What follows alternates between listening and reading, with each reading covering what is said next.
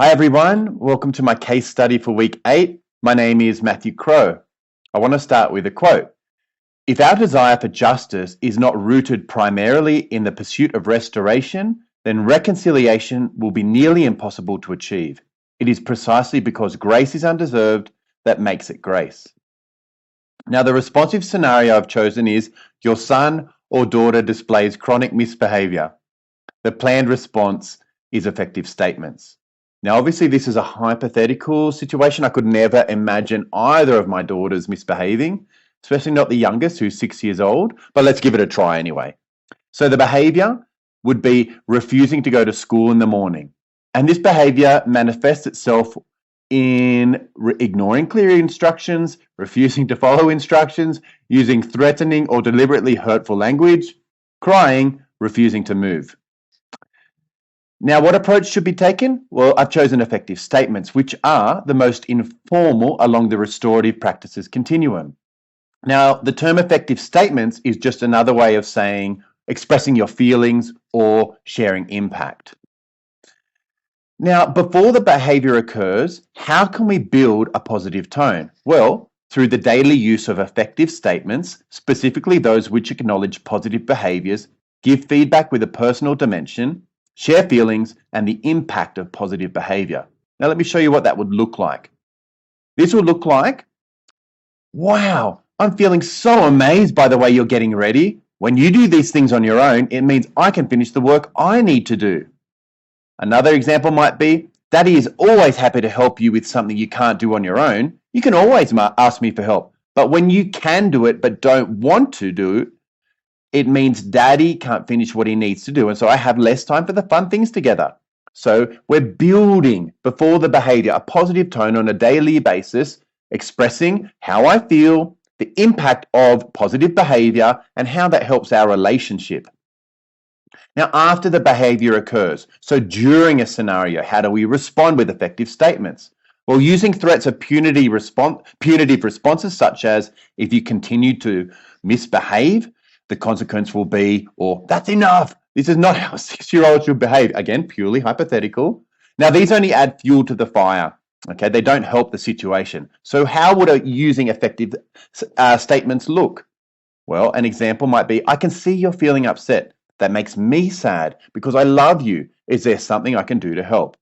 Or, sweetheart, when you behave like this, I'm worried and confused. I've seen you get ready on your own so many times. So when this behavior happens, I wonder why. I want to help, but I don't know how.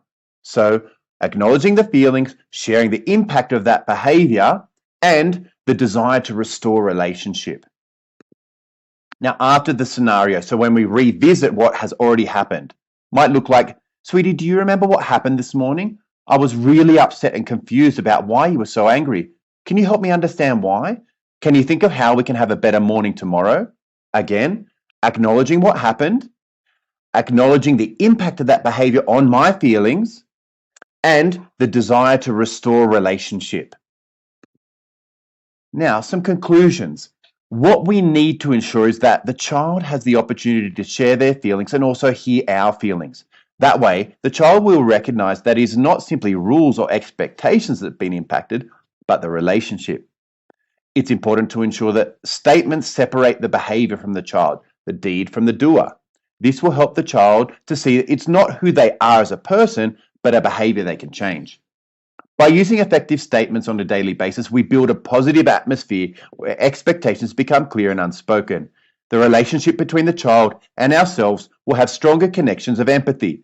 The child will understand what is expected without being told. The second scenario is a proactive scenario. A milestone is approaching. How can you celebrate this event? Now, the planned response I've chosen is a fishbowl circle.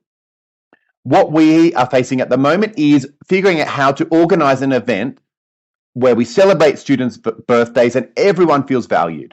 Now, our current issues are a large group size, those not involved are disengaged or distracted, celebrant can't hear his friend's birthday messages, teachers struggling to maintain control, and the event often being tainted by frustration from staff and students. So the approach that should be taken is a fishbowl circle. You can see from the diagram here.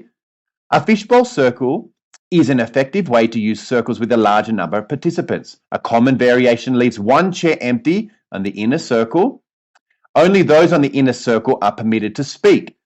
So this allows those in the outer circle to sit in the empty chair and to contribute. Now, the goal of the circle would be to create the opportunity for each celebrant to feel valued and to organise a space where students and staff can celebrate together. The structure of the circle. So on the inner circle, we'd have the celebrant, 3 closest friends and 1 staff member. There'd also be a spare seat for the student from the outer circle to come in and contribute. The outer circle would be the remaining students and staff who are seated and listening.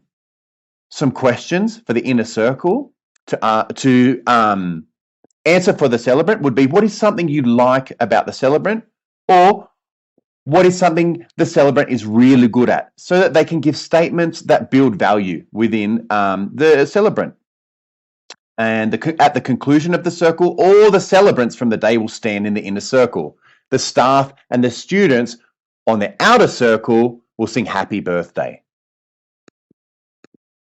I'm going to show you a little video of the kids that we celebrate in the school we have over here. I hope you enjoy it. Let's see.